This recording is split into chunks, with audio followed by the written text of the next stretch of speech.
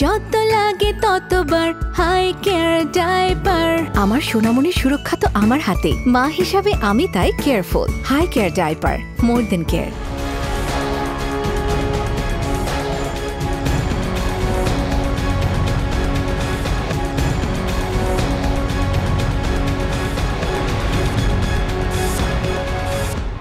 অন্তর্বর্তী সরকার নয়, নির্বাচনের আগে তত্ত্বাবধায়ক সরকার চেয়েছে বিএনপি। একই সঙ্গে সরকারে থাকা দলীয় উপদেষ্টাদের অপসারণ চেয়েছে দলটি। হাই কেয়ার ডাইপার আমাদের কথার আজকের আয়োজন। আজ এ নিয়েই সঙ্গে আছি আমি কিশোর জাহান। সাধারণ মানুষের কথা শুনবো, তার আগে দেখবো এ নিয়ে প্রচারিত একটি প্রতিবেদন।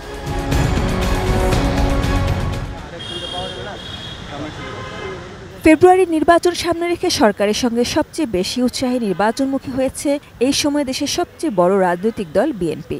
নির্বাচন কেন্দ্রিক কিছু বিষয় আলোচনা করতেই প্রধান উপদেষ্টার সঙ্গে দেখা করতে চান দলটির নেতারা এবং তাদের চাওয়াতেই এই বৈঠক। বিএনপির মহাসচিব মির্জা ফখরুল ইসলাম আলমগীর, স্থায়ী কমিটির সদস্য আমির খসরু মাহমুদ চৌধুরী ও সালাউদ্দিন আহমেদ ঘণ্টাব্যাপী বৈঠকে প্রধান উপদেষ্টার কাছে দলের কয়েকটি দাবি তুলে ধরেন এবং সরকারকে এবার তত্ত্বাবধায়ক সরকার হিসেবে কাজ করার আহ্বান জানান। জাতীয় সংসদ অনুষ্ঠানকে অর্থবহ, নিরপেক্ষ, সকলের কাছে গ্রহণযোগ্য করে তোলার জন্য এই মুহূর্ত থেকে যেটা প্রয়োজন হচ্ছে অন্তর্বর্তীকালীন সরকারকে এখন কেয়ারটেকার গভর্নমেন্টের আদলে নিতে হবে। বৈঠক শেষে বিএনপির মহাসচিব মির্জা ফখরুল ইসলাম আলমগীর আরও জানান, সচিবালয়ে বিতর্কিত ব্যক্তিদের এখনও বহাল রাখার বিষয়টিতে আপত্তি জানিয়েছেন তারা। সেক্রেটারিয়েটে যারা এখনো আছেন, যাদেরকে চিহ্নিত ফ্যাসিস্টদের দোষর বলা হয়, তাদেরকে সরিয়ে সেখানে নিরপেক্ষ কর্মকর্তা দেওয়ার জন্য আমরা বলেছি। এছাড়া জেলা প্রশাসন এবং পুলিশের নিরপেক্ষতার বিষয়টিতে এবারও জোর দিয়েছেন। পুলিশের নিয়োগের ক্ষেত্রে বিশেষ করে যে সমস্ত আপনার নতুন করে নিয়োগ দেওয়া হবে, সেই ক্ষেত্রে একদম নিরপেক্ষ অবস্থা নেওয়ার কথা আমরা বলে এসেছি। পাশাপাশি বিচার বিভাগে, বিশেষ করে উচ্চ আদালতে যাদের নিয়ে প্রশ্ন রয়েছে তাদের সরিয়ে নিরপেক্ষ বিচারক নিয়োগ চেয়েছেন তারা। যদিও এটা জুডিশিয়ারি ব্যাপার, তারপর প্রধান উপদেষ্টা যেহেতু সবকিছু দায়িত্বে আছেন, তার কাছে আমরা আমাদের সেই কনসার্নগুলো জানিয়ে এসেছি। শুধু এসব নয়, অন্তর্বর্তীকালীন সরকারের নিরপেক্ষতা প্রমাণে সরকারে থাকা দলীয় ব্যক্তিদের অপসারণও চেয়েছে দলটি। সরকারের মধ্যে যদি কোনো দলীয় লোক থেকে থাকেন, তাকে অপসারণ করার জন্য আমরা দাবি জানিয়ে এসেছি। অবশ্য তারা সুনির্দিষ্ট কোনো উপদেষ্টার নাম নেননি বলে জানালেন মির্জা ফখরুল। না, আমরা যা বলার বলে এসেছি। এদিকে প্রধান উপদেষ্টার প্রেস উইং সংবাদ বিজ্ঞপ্তিতে জানিয়েছে, নির্বাচনের আগে প্রশাসনের রদবদলে নিরপেক্ষ অবস্থান বজায় রাখতে প্রধান উপদেষ্টার প্রতি আহ্বান জানিয়েছেন বিএনপির নেতারা। প্রধান উপদেষ্টা তাদের জানান, জনপ্রশাসন মন্ত্রণালয়ের দায়িত্বপ্রাপ্ত উপদেষ্টা হিসেবে নির্বাচনের আগে প্রশাসনের যাবতীয় রদবদল সরাসরি তত্ত্বাবধান করবেন তিনি। জেলা প্রশাসক পদেও যোগ্যদের বেছে নেওয়া হবে যাতে শান্তি শৃঙ্খলা বজায় থাকে। নির্বাচন শান্তিপূর্ণ ও নিরপেক্ষ করতে যা প্রয়োজন সবই করা হবে বলেও কথা দেন ড. ইউনূস। চলমান রাজনৈতিক সংলাপের অংশ হিসেবে বুধবার বিকেলে জামায়াতে ইসলামের প্রতিনিধিদের সঙ্গে বসবেন প্রধান উপদেষ্টা ড. মোহাম্মদ ইউনূস। Sajida Sweety, ATN news, Dhaka. দর্শক, এতক্ষণ রিপোর্টটি দেখলাম, এবারে শুনবো সাধারণ মানুষের ভাবনা। দেশের সুষ্ঠু এবং সুন্দর একটা নির্বাচন হোক, আমাদের সাধারণ মানুষের এটাই প্রত্যাশা। বিএনপি বা জামাতকে কি বলুক সেটা বড় কথা না, আমরা চাই ইউনূসের অধীনেই সুষ্ঠু সুন্দর একটা নির্বাচন দেখতে চাই বাংলাদেশের 17 কোটি মানুষ। যেগুলো সন্ত্রাসী আছে, সন্ত্রাসীদের নির্বাচনের আগে অবশ্যই অ্যারেস্ট করা উচিত। অনেক সন্ত্রাসী জেল থেকে ছাড়া পাইছে এবং সর্বদলীয় একটা নির্বাচন আমরা দেখতে চাই সাধারণ মানুষ। তা নাহলে যদি কোনো বড় দল না আসে তাহলে একটা গ্যাপ থাইকে যাবে, সাধারণ মানুষের ভিতরে একটা দ্বিধাদ্বন্দ্ব থাইকে যাবে।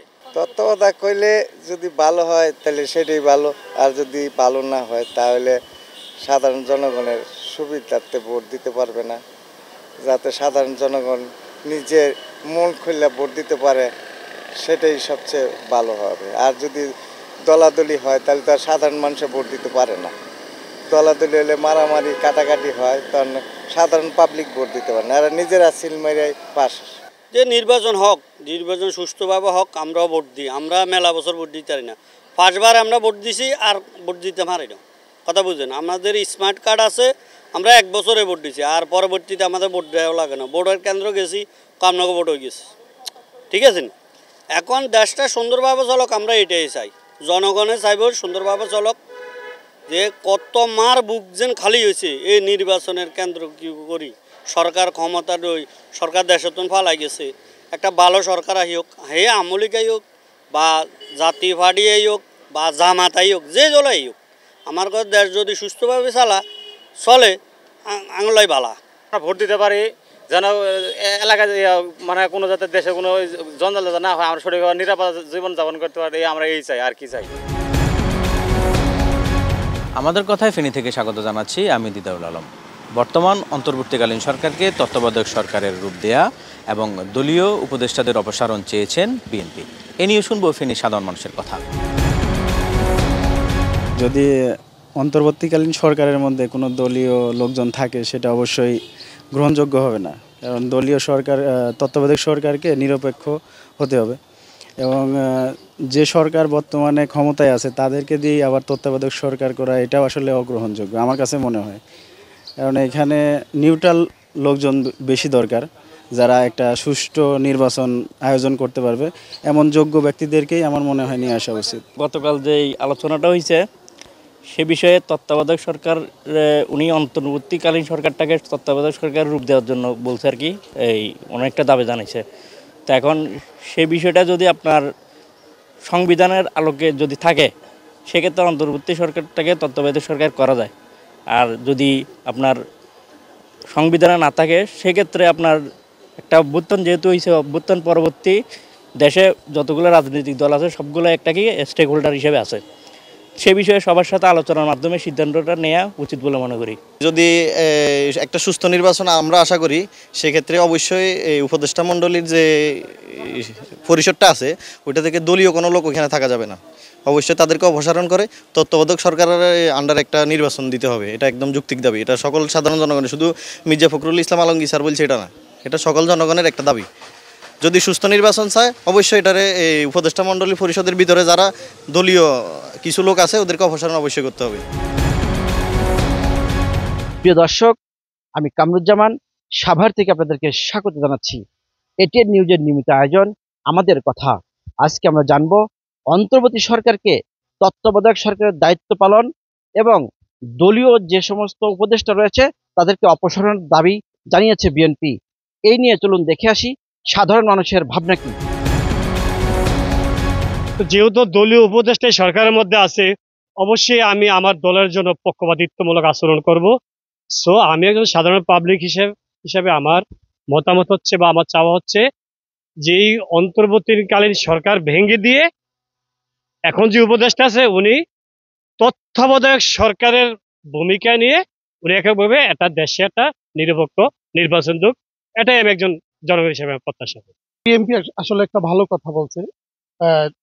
নিরপেক্ষ নির্বাচন মানে তো আর দলীয় না, অবশ্যই দলীয় যারা উপদেষ্টা আছে তাদের অপসারণ করা, আর বিভিন্ন জায়গায় যারা নিরপেক্ষ লোক আছে তাদের আইনা প্রধান উপদেষ্টা বা ভালো মতন দল গঠন করে তাদের যে কজন ইউনিটের লাগে ওই কজন আইসা একটা সুস্থ নিরপেক্ষ নির্বাচন পরিচালনা করুক, এটাই মানুষের প্রত্যাশা।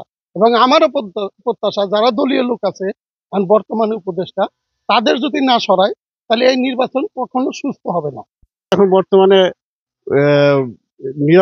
নিরপেক্ষ সরকার যেটা বলি আর কি, এখন বর্তমানে উনি তত্ত্বাবধায়ক সরকার থাকে, দলীয় যেসব লোকজন আছে বা উপদেষ্টা থেকে আছে এলাকে বাদ দিয়ে নতুন ভাবে উপদেষ্টা পরিষদ গঠন করে নির্বাচন পরিচালনা করা উচিত। হাই কেয়ার ডাইপারের সৌজন্যে আমাদের কথার আজকের আয়োজন আজ এ পর্যন্তই। আগামীতে আবারও দেখা হবে আমাদের কথায় অন্য কোনো বিষয়ে, শুনবো সাধারণ মানুষের ভাবনা। সে পর্যন্ত আমি কিশোর জাহান আপনাদের সবার কাছ থেকে বিদায় চেয়ে নিচ্ছি। সবাই সুস্থ থাকুন, ভালো থাকুন, চোখ রাখুন এটিএন নিউজের পর্দায়।